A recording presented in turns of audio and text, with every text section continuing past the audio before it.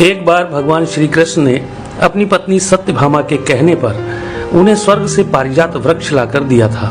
तब सत्यभामा को इस बात का अभिमान हो गया था कि वह सबसे अधिक सुंदर है और भगवान श्री कृष्ण की अति प्रिया भी है। इसी कारण उन्होंने उन्हें पारिजात वृक्ष लाकर दिया है। इसी प्रकार सुदर्शन चक्र ने जब एक बार इंद्र के वज्र को निष्क्रिय कर दिया था, तब से उसे भी यह अभिमान हो गया था कि भगवान के पास युद्ध में जब कोई उपाय नहीं बचता है तो वह उसकी ही मदद लेते हैं। इसी तरह भगवान का वाहन गरुड़ भी यही समझने लगा था कि भगवान मेरे बिना कहीं जा नहीं सकते, क्योंकि मेरी गति और मेरे बल का कोई मुकाबला ही नहीं कर सकता है। इन तीनों के इस अहंकार को तोड़ने के लिए एक दिन भगवान श्री कृष्ण ने हनुमान जी का स्मरण किया था। उनके स्मरण करते ही हनुमान जी तत्काल द्वारिका आ पहुँचे थे। भगवान श्री राम और भगवान श्री कृष्ण एक ही हैं, यह तो हनुमान जी जानते ही थे।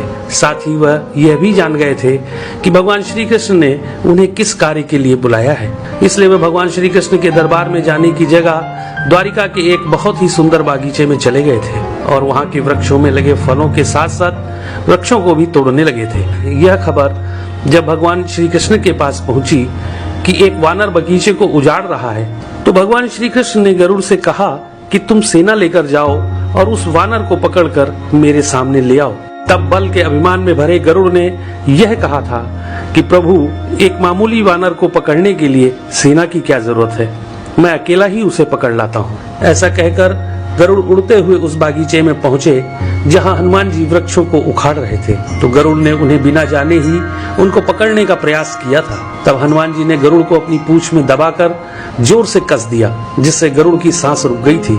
गरुड़ को इस प्रकार कुछ समय तक पीड़ित करने के बाद हनुमान जी ने अपनी पूंछ से ही गरुड़ को दूर समुद्र में फेंक दिया था।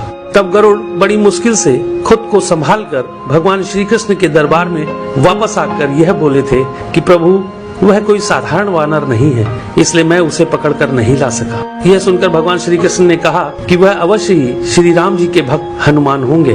तुम उनके पास जाकर यह कहना कि श्री राम ने उन्हें बुलाया है, वह अवश्य चले आएंगे और हो सके तो तुम उन्हें अपने साथ ही लेकर आना। भगवान श्री कृष्ण की आज्ञा पाकर गरुड़ हनुमान जी को ढूंढते हुए वहां से बहुत दूर मलय पर्वत पर पहुंच गए थे और हनुमान जी से अपनी भूल की क्षमा मांगते हुए उनसे यह कहा था कि भगवान श्री राम ने आपको याद किया है, आप मेरी पीठ पर बैठ जाइए, मैं आपको शीघ्रता से उनके पास पहुंचा देता हूं। हनुमान जी प्रभु की यह लीला भी समझ गए थे, इसलिए उन्होंने गरुड़ से यह कहा था कि तुम चलो, मैं तुम्हारे पीछे ही आता हूँ।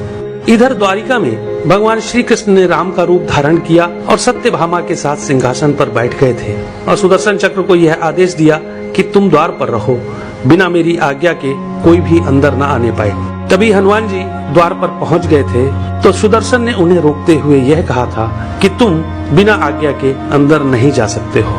तब हनुमान जी ने सुदर्शन चक्र को पकड़कर अपने दांतों में दबा लिया था और अंदर चले गए थे। हनुमान जी ने सिंहासन पर बैठे भगवान श्री राम को प्रणाम करके उनसे यह कहा था कि प्रभु, माँ कहाँ है? आपके पास उनके स्थान पर यह कौन दासी बैठी है? सत्यभामा ने जब यह बात सुनी तो बड़ी ही लज्जित हो गई थी और उनका सारा घमंड चूर हो गया था। तभी थके हुए गरुड़ देव भी हांफते हुए दरबार में आ गए थे।